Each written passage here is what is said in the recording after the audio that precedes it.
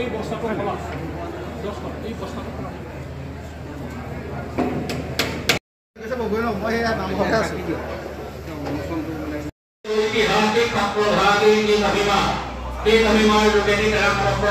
আসলতে বৃন্দাবনী বস্ত্ৰটো আমাৰ এই দেশত নাই লণ্ডন আমেৰিকা ইটালী ফ্ৰান্স আৰু ভাৰতৰ আহমদাবাদতহে আছে আমাৰ ভকত বৈষ্ণৱ এই বস্ত্ৰৰ লগত প্ৰকৃততে এতিয়ালৈকে পৰিচয় হোৱা নাই এয়া প্ৰথম প্ৰচেষ্টা লোৱা হৈছে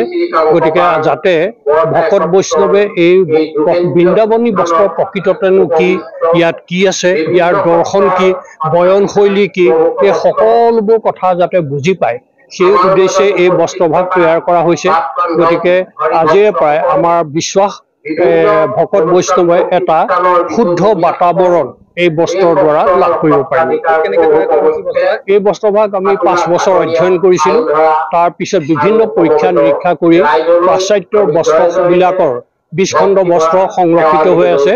গতিকে এই বস্ত্ৰখিনি তন্নতন্নকৈ অধ্যয়ন কৰি তাৰ আৰ্হিত বেলেগ বেলেগ প্ৰতীক চিত্ৰ থকা বস্ত্ৰখিনি লণ্ডন আমেৰিকা ইটালী ফ্ৰান্সৰ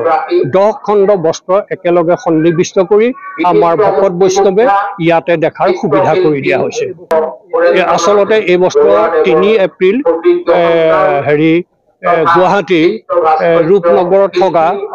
শংকৰদেৱ বিশ্ববিদ্যালয়ত উন্মোচন হ'ল উজনিলে কাংসপাৰ বৰঠাই সত্ৰতে প্ৰথম বস্ত্ৰ ইয়াত প্ৰদৰ্শন কৰা হৈছে